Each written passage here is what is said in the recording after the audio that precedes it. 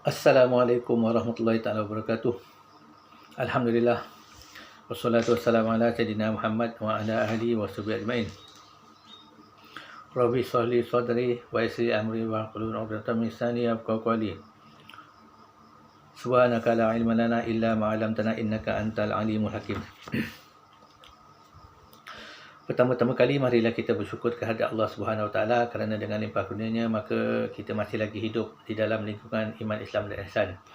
Dan jangan lupa kita sentiasa bertaubat kepada Allah Subhanahu Wa Taala atas segala dosa-dosa yang telah kita lakukan, sama ada yang jelas ataupun yang tidak jelas. Yang nyata ataupun tidak. Pada kali ini saya ingin membicarakan secara ringkas tentang satu isu yang sering diviralkan di media-media sosial dan juga diperkatakan di khalayak umum, iaitu mereka yang mengatakan bahawa sesiapa yang merujuk kepada kitab karangan ulama di dalam menuntut ilmu, maka mereka itu adalah keldai penunggang kitab. Mereka mengatakan kitab hanyalah kertas yang tidak ada apa-apa manfaat pun. Ya. Kitab adalah karangan ulama, bukannya firman Tuhan. Ya. Maka mereka menolak untuk belajar ilmu melalui panduan kitab-kitab karangan ulama. Ya. Mereka mengatakan mereka menerima ilmu terus daripada Allah Ta'ala, ya, yang mungkin dinisbahkan kepada laduni. Ya. Sesungguhnya perkataan ini adalah perkataan yang sangat batil, ya, kerana mereka memfitnah ulama dan memfitnah punca ilmu. Ya. Kerana satu daripada punca ilmu iaitu belajar. Ya. Ya. Belajar itu sama ada melalui perkataan ataupun melalui merujuk kepada kitab-kitab karangan ulama yang muktabar dan mutawatir. Baik. Islam ini diturunkan oleh Allah Subhanahu Wa Taala kepada kita melalui lidah Nabi Muhammad sallallahu alaihi wasallam. Allah Taala menciptakan kalam nafsinya yang zatiahnya dengan zatnya menjadi huruf dan bersuara, kemudian dibawa oleh malaikat Jibril kepada Nabi Muhammad. Artinya kalam lafzi Allah Taala dibawa oleh Jibril sebagai wahyu, kemudian disampaikan kepada Nabi Muhammad sallallahu alaihi wasallam. Kemudian Nabi Muhammad membacakan kalam nafsi tersebut, iaitu wahyu, kepada para sahabat. Dan para sahabat menghafalnya, ya, menghafal di dalam dada-dada mereka. Ya. Ya. Kerana Nabi Muhammad itu ummi, ya, baginda tidak tahu menulis dan tidak tahu membaca.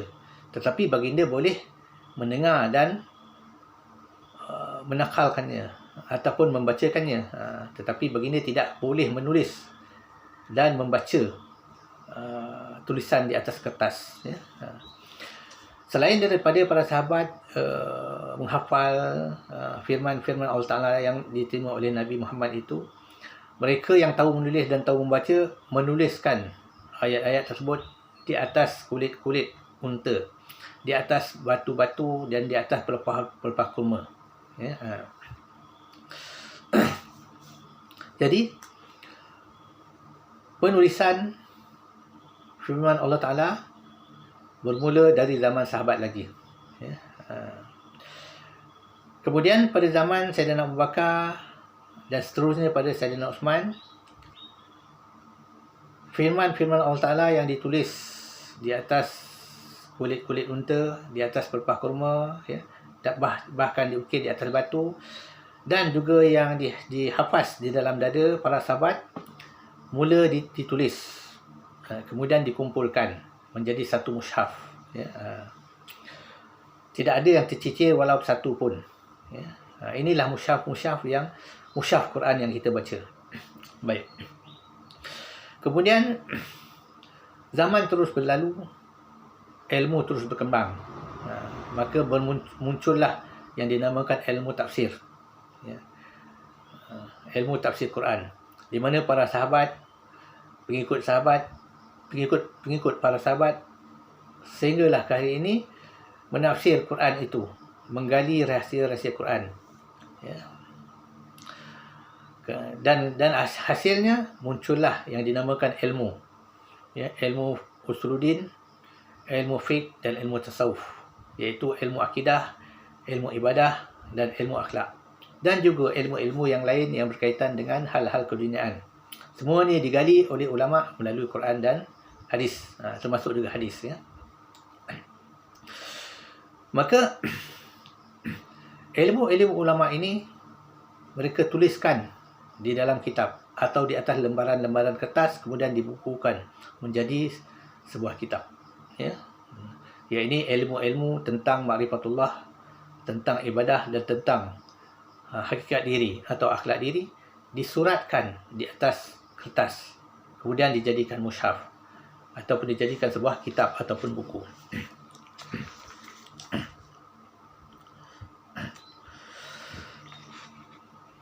Maka dengan arti kata yang lain,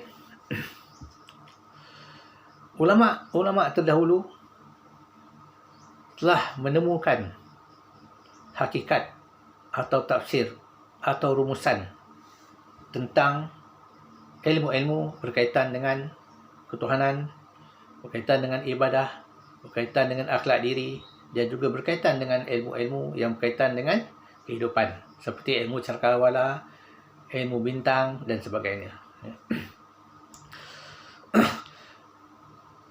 Maka dengan arti kata yang lain, kitab-kitab ulama itu adalah penjabaran atau penyuratan ilmu-ilmu yang tersirat, yang dimiliki di dalam dada-dada ulama, di dalam pengetahuan ulama, ya.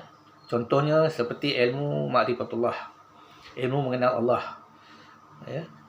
Mereka menggali dari Al-Quran dan hadis tentang pengenalan Allah Ta'ala itu sendiri, ya, tentang bagaimana sifat-sifatnya, ya, dan bagaimana hakikat yang dinamakan zatnya yang laisa kamitslihi syai'un.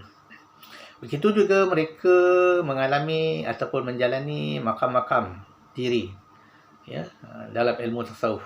Mereka menjabarkan pengalaman mereka di dalam kitab-kitab mereka untuk panduan generasi yang akan datang setelah mereka tiada lagi di alam maya ini, ya, setelah kembali kepada rahmat Allah Subhanahu Wa Taala, meninggal dunia. Okay. Maka apakah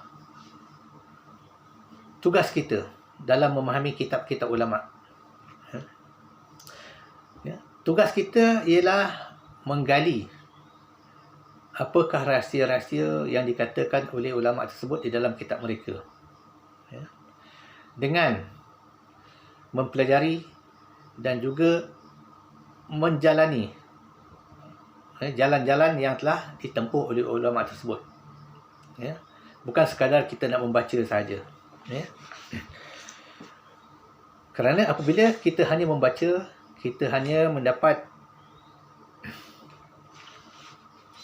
yang dikatakan ilmu akal, tetapi kita tidak mendapat apakah hakikat sebenar yang dikehendaki oleh ulama tersebut di dalam kitab mereka, ya. Contoh ulama tasawuf memperkatakan tentang zauq ataupun syuhud kepada Allah Ta'ala, ya. Mereka telah mengalami dan telah mendapati ataupun telah merasakan apakah yang dinamakan sebenar-benar syuhud ataupun zauq ataupun mahabbah dengan Allah Subhanahu Wa Taala, dan mereka menuliskan pengalaman mereka itu di dalam kitab-kitab mereka, jangan secara tamsil ataupun kias ataupun perbandingan, ya. Kerana ilmu-ilmu zauq ataupun syuhud atau mahabbah ini adalah ilmu dalaman, ilmu batin, ya, yang tidak dapat ditunjukkan dengan rupa ataupun diletakkan di atas meja untuk dilihat, kerana ia adalah pengalaman perjalanan rohani, ya. Mereka menuliskan perjalanan rohani itu di dalam kitab secara kias perbandingan, ya. Maka kita tidak boleh sekadar membaca sahaja kias perbandingan mereka, kerana ilmu perjalanan rohani ini wajib difaham dengan perjalanan rohani juga, ya.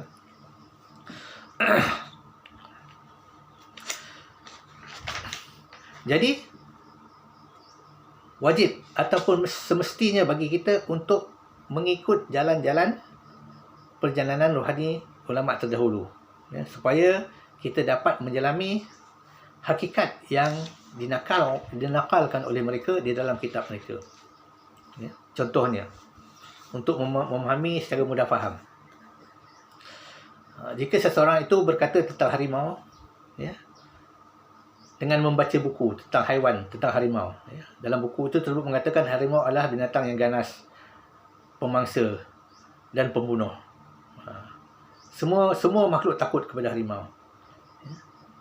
Itu di dalam buku, itu tertulis di dalam buku, ya. Tetapi kita tidak akan merasakan ketakutan itu, melainkan kita berjumpa sendiri dengan harimau tersebut. Contohnya, kita terjun di dalam kandang harimau di zoo. Maka harimau itu akan mengejar kita sekeliling kandang, di dalam kandang tersebut. Masa itulah kita merasakan ketakutan yang amat sangat. Kita menjerit melulung, minta tolong, dikeluarkan daripada kandang.